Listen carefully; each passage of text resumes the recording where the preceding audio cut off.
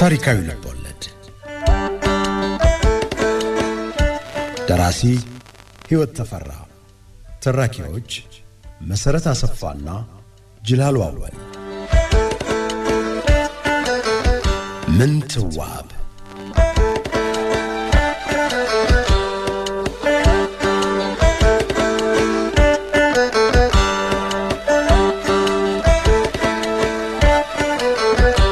እንደምን አላችሁ የተከበራችሁ አድማጮቻችን። ጥላዬን ጎንደር ላይ የተቀበለው የቆሎ ተማሪው አብርሃ ጎንደር ውስጥ ካሉ የስዕል መምህራን አለቃ ሄኖክን የሚያክል ባይኖርም እሳቸው ግን እያረጁ ስለሆነ ጥላዬን ላይ ይቀበሉት እንደሚችሉ ቢሰጋም እድል ሆነና ተቀበሉት። ጥላዬ ልቡ ሞልቷል።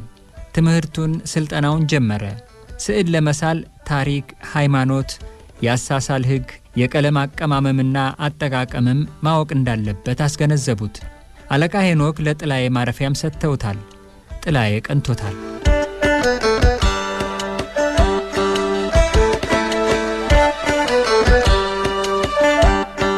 ምንትዋብ ታሪካዊ ልቦለድ ትረካ ክፍል 14ን እንድትከታተሉት በአክብሮት እንጋብዛለን።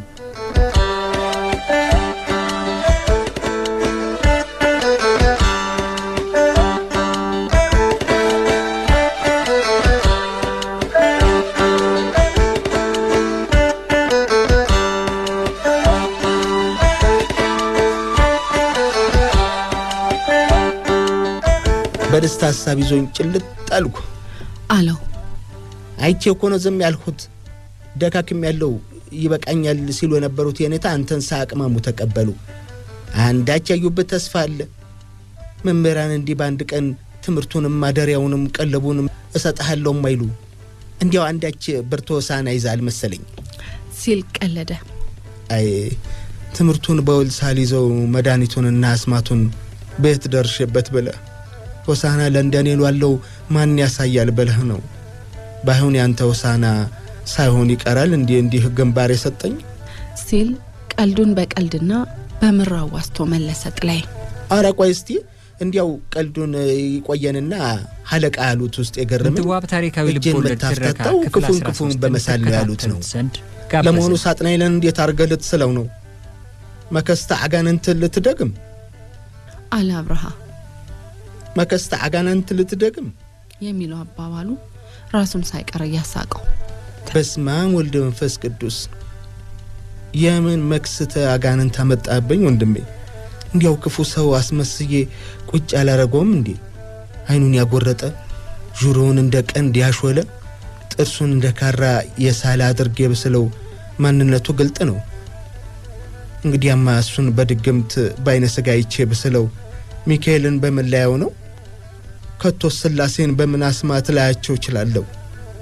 ስል ግብሬን እንጂ መልክን የሚከተል አይመስለኝም። ደብረ ብርሃን ስላሴ ውስጥ ያዩዋቸው ድንቅ ስዕሎች ቅዱሳኑንም ሆነ እርኩሳኑን ባይነ ስጋ በተመለከቱ ሳሊያን አይደለም የተሳሉ። ቀደም የኔታ እንዳሉት ታሪካቸውን፣ ገድላቸውን፣ ተአምራቸውን ወይም እኮይ ግብራቸውን ባነበቡ ሳሊያን እንጂ ብሎ ያንን እየቆጠበ የሚሰጠውን ፈገግታውን አሳየው። አብርሃ ተፍለቀለቀ። ደንቀ ብለሃል መምህሩ ዛዲያ ምን ሊነግሩህ ነው? በል ይህን ሁሉ ካወህ አለና ቀልዱን በመቀጠል ለማንኛውም ሰይጣንን ስትስለው ቆመቱን አለቅጥ ረጅም አድርገው። ሰይጣን ካዲ ነው፣ እባብ አሳሳች ነው። ቁራ ምንድር ነው ሲል ጠየቀው። ሚመስለኝ ያው ቁራ አይታመንም ተልኮ ሳይመለስ የቀረ ቦአል ፈሰስም አይደል? እውነትህን ነው። እስቲ ጃል ተከል ወረድ ብለን ጥቂት ወሬን ቀላውጥና እኔም ወደ ቀኔ ልሄድ። ጥላዬ ግን መሄድ አልፈለገም። የሰሞኑ ወሬ የምንትዋብ መምጣት በመሆኑ ሰምቶ ልቡን እንደገና ማድማት አልታየውም። ግን ደግሞ ያን ሁሉ ውለታ የዋለለትን አብርሃን ማስቀየም አልፈለገም። ጃን ተከል ከወትሮ የበለጠ ሰው ተሰብስቦበታል። ወሬ ሁሉ ስለ ቅዳሜው ግብርና ስለ ምንትዋብ ውበት ነው።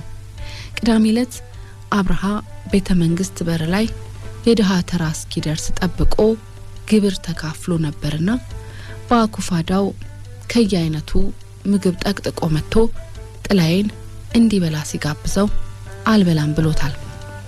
አብርሃ ምንትዋብን ባያያትም ስለ ግብሩ ትልቅነት ሲያወራ አልበቃው በማለቱ ጥላዬ ደከመኝ ልተኛ ብሎ ተለያይተዋል። ጥላዬ ዋርካው ጠርዝ ላይ ቆሞ ምንትዋብ ብለው ስም አወጡላት እያሉ ወሬውን ሲቀባበሉ ሰማ።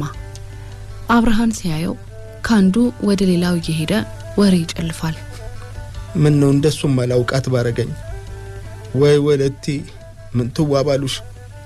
ለኔ ሁሌም ወለቴ ነሽ።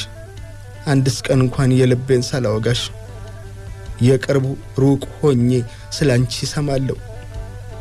ከዛ ቤተክርስቲያን ቅጥር ውጪ እኔ ዛፉ ስር ቆሜ አንቺ ነጠላ ተከናንበሽ ገና ሄደጀ ሰላሙ በቅስቲ ልብ የሚተረከከውን ምን ጊዜ ማረሰው። አንድ ቀን ያንን ድንቅ ፊትሽን ስል ይሆናል። እስተዛው የወፍታው አንቺ ጋር ይሁን ብሎ የፍቅራቸውን ምዕራፍ መዝጋት እንዳለበት ለልቡ አስገነዘበ። አብርሃ የቃረመውን ወሬ ሊነግረው ሲመጣ ጥላዬ መስማት አልፈለገም። እዛው እንሂድና ለስላሴ ምስጋና ይላቀርብ አለው ወሬውን ሳይጀምር። ምን አለ እንሂዳ አለው ግራ የተጋባው አብርሃ።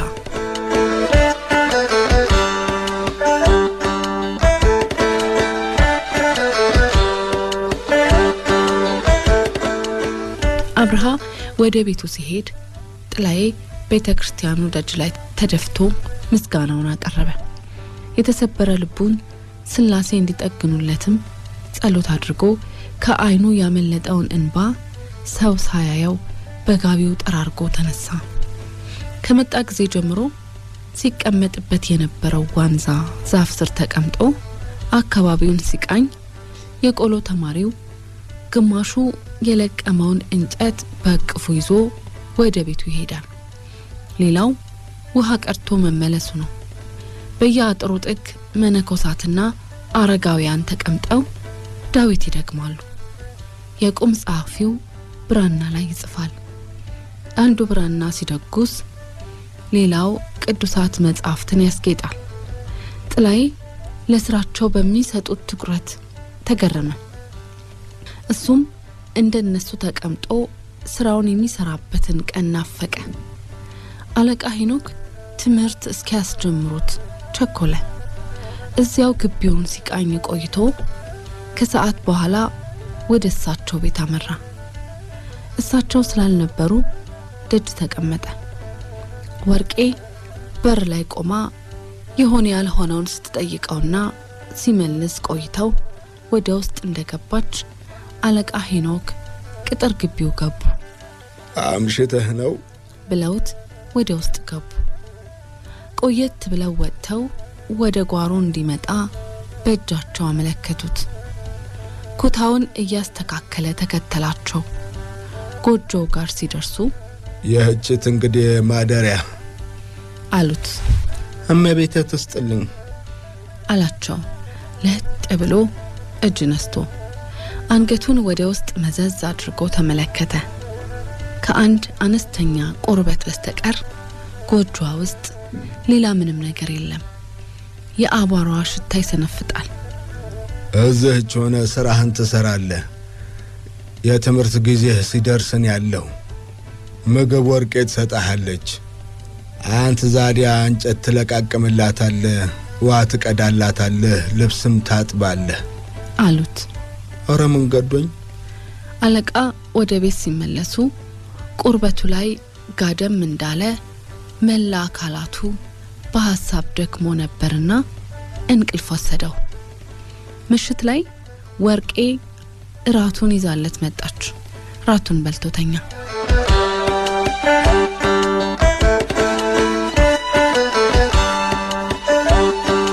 በነጋታው አለቃ ሄኖክ በወርቄ አስጠርተውት ሲገባ እሳቸው መደብ ላይ ተቀምጠዋል። ሰላምታ ሰጥቷቸው በእሳቸው ትይዩ ተቀመጠ። ወርቄ ቁርስ አቅርባላቸው ከበሉ በኋላ አለቃ ሄኖክ አነስተኛ ብራናና የቀለም ቀንድ ይዘው አብሯቸው ደጅ እንዲወጣ ነገሩት። ብራናና ቀለም እኔ ሰጣሃለሁ። ወደፊት ብራና ሆነ ቀለም ራስህ ታዘጋጃለህ። ቀለም አቀማመም አሳይሃለሁ። ንድፍም አሳየህና በዚያ መሰረት ርኩሳኑ መሃል የምትፈልገውን ሰርተህ ታመጣልኛለህ አሉት። እጅ ነስቶ ትኩረቱን እጃቸው ላይ ያለው ብራና ላይ አደረገ። ቀስ ብለው ንድፍ እንዴት እንደሚሰራና ቀለም እንዴት እንደሚቀባ አሳዩት። ለነገሩ ንድፍ አይቸግርህም፣ በአክርማ ስትሰራ ቆይተህ የለ አሉት እየሳቁ። አይኑን ከብራናውና ንድፉን ከሚሰሩበት የቀርቀሃ ስንጥር ላይ ሳያነሳ በአዎንታ ራሱን ነቀነቀ። ትምህርቱን ጨርሰው እሳቸው ወደ ውስጥ ሲገቡ እሱ ወደ ቤቱ ሄደ። ጋቢውን ቁርበቱ ላይ ወርውሮ ደጅ ድንጋይ ላይ ተቀምጦ ለመጀመሪያ ጊዜ ሲመኝ የኖረው ብራና እጁ በመግባቱ ሊስመው ቃጣው። ሕይወቱ አዲስ ምዕራፍ የያዘ መሰለው። ስዕሉን በምን እንደሚጀምር አወጣ አወረደ። እባብ፣ ሳጥናኤል፣ ቁራ፣ በመጨረሻም ስለምን ሳጥናኤልን አልሰራም አለ ለራሱ። አለቃ ሄኖክ ባሳዩት መሰረት ንድፍ ሞከረ። ተንጋደደበት። ብራናውን ያበላሸ ስለመሰለው ደነገጠ። ሆኖም መሳሉን ቀጠለ። አለቅጥ ረጅም ግራና ቀኝ አስፈሪ ቀንዶች አለው። ጆሮቹ በጣም ትልልቅና ጭራ ያለው ፍጡር ሳለ ቤቱ ደጃፍ ላይ ተቀምጦ ብራናውን ደጋግሞ እየተመለከተ ስቆ እንደማያውቀው ሳቀ። በነጋታው ፈራ ተባ እያለ አለቃ ሄኖክ ጋር ሲሄድ ወርቄ አፍህን እንድትሽር ልጠራ ስል መጣ አለችው።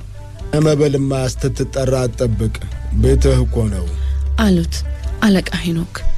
ቁርስ አድርገው ከጨረሱ በኋላ እስቲ ምን ሰራ አሉት። ብራናውን ብድግ ብሎ ሲያቀብላቸው ቀረብ ራቅ አድርገው ተመለከቱትና ሳቁ። ሳጥናኤል ማለፊያ ነው፣ ንድፉም መልካም ነው፣ ተሰጥኦህ እንዳለ ያስታውቃል አሉት። ንድፉ ተንጋደደብኝ እንጂ ርኩሳንን፣ ከሃዲያንን፣ አጋንንትንና ክፉዎችን ስትስል ንድፉ ቢንጋደድም ምኑም አዱል ባህሪያቸው ነው። መንጋደድ ይስማማቸዋል። ላንተ ግን ዋናው እጅ ማፍታታህ ነው። ወደፊት ቅዱሳንን፣ መላእክትንና ሌሎችን ስትስል ግን ንድፍ ማንሻፈፍ አይፈቀድም። በልበርታ ብለው ብራናውን መልሰው ሰጡት። እጅ ነስቶ ወጣ።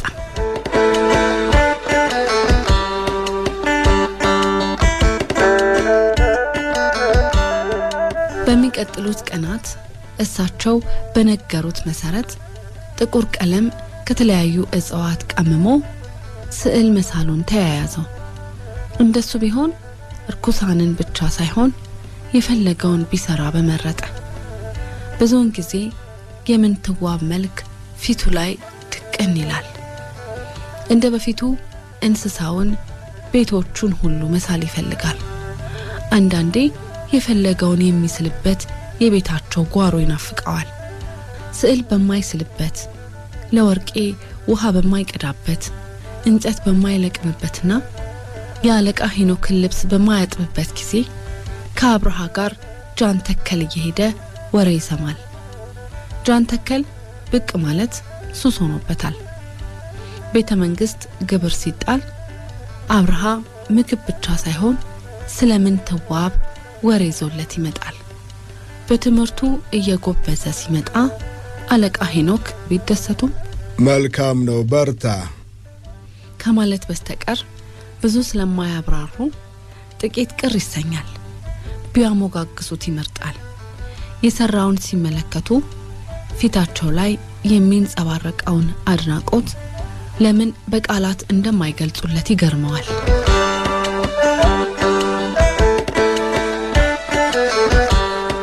አንድ ቀን አስደሰቱት። ግቢው ውስጥ ተቀምጠዋል። እንዴትና የት እንደዋለ ከጠየቁት በኋላ ጥላይ ስለ ጀመር ኮራት አልፈውሃል። እጅህም ጥሩ ተፍታቷል። እንደነገርኩ ጥቂት ቆይተ ቄሶችን፣ መሪጌቶችን፣ ሊቀጠበብቶችን፣ ቤተክርስቲያንን አካባቢ ያሉ ሰዎችን መሳል ትጀምራለህ አሉት። ደስ ተሰኘ። በርታ እንግዲህ እስካሁን ጥሩ እየሰራህ ነው። ወደፊት ደግሞ የበለጠ እየተፈተንህ ትሄዳለህ። ማንን እንደሚስል ሲያስብ ከረመ።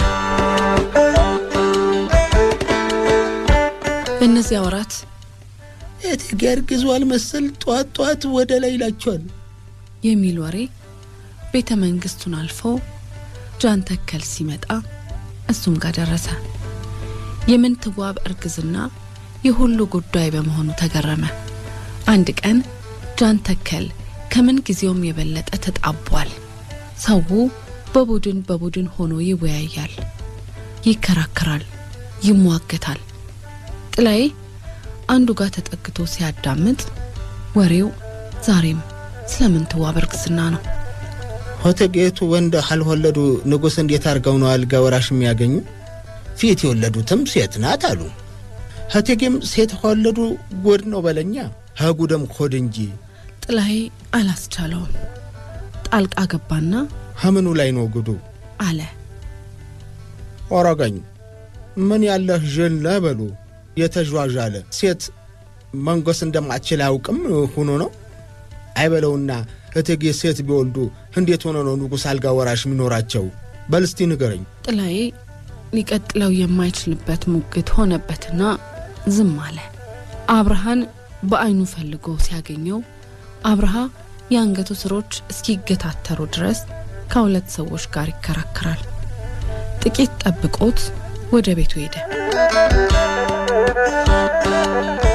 ቤት ሲደርስ አለቃ ሄኖክ ከሰዓት በኋላ እንደሚያደርጉት ጥላ ስር ተቀምጠው ቀለም ይቀመማሉ። አጠገባቸው ሄዶ ተቀመጠ። የት ቆይተህ ነው አሉት። ከአብርሃ ጋር ጃንተከል ወርደን የሰው ክርክር ለብቻው ነው አላቸው። ስለምን ነው የሚከራከሩ? ስለ እቴጌ። ምንትዋብ ይበላት ወለቴ ቸገረው። ገና ምንትዋብ የሚለውን ስም አልተለማመደውም። እቴጌዋ አርግዟልና ወንድ በሆነ እያለ ሰውነት አረከል። መቼም እውነት ነው። ለእቴጌም ሆነ ለንጉሱ ወንድ መሆኑ ይጠቅማል። በዚህ ጊዜ እቴጌስ ቢሆኑ ተኝተው ያድሩ መሰለ። ቤተ መንግስት ውስጥ ያለ ወርስ እንኳ አስተኛቸውም። ወንድ ቢሆንላቸው ንጉሱንና የእሳቸው ደጋፊ የሆኑትን መኳንንት ጭምር ያስደስታሉ። እሳቸውም ልባቸው ያርፋል። ፈርዶባቸዋል። እግዚአብሔር ይርዳቸው። በዚህ ላይ ሐቋራ ናቸው። ሐቋራ ቢሆኑ ምን ሞገድ አለው?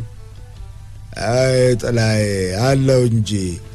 በአንድ በኩል መኳንንቱ የቋራ ደም ያለው አልጋው ላይ እንዲወጣ አይፈልጉም። ቋራ እንደ ጎንደርም አይደል ባለ አገር ነው ብሎ ያስባሉ። በሌላ በኩል ደግሞ ወህኒ አምባ ስንቱ የነጋሲ ዘር መሰለ አሰፍስፎ የሚወለደው ወንድ ይሁን ሴት የሚጠባበቀው። ወንድ ከተወለደ የመንገስ ዕድላችን ይዘገይብናል አሊያም ያመልጠናል ብለው ይሰጋሉ። ሴት የሆነች እንደው እነሱም ይደሰታሉ። ከንጉሱ ጋር ጠብ ያላቸው መኳንንትም የልባቸው ይደርሳል። ንጉሱም ቢሆኑ ዳግም ሴት ከተወለደችላቸው ያዝናሉ።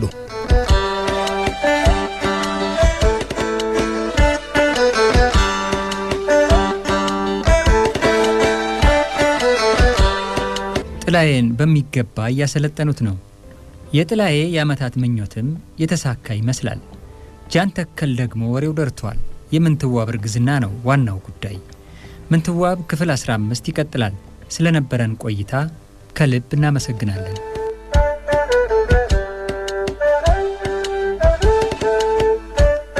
ምንትዋብ ታሪካዊ ልቦለድ። ደራሲ ሕይወት ተፈራ። ተራኪዎች መሰረት አሰፋና ጅላሉ አወል ምንትዋብ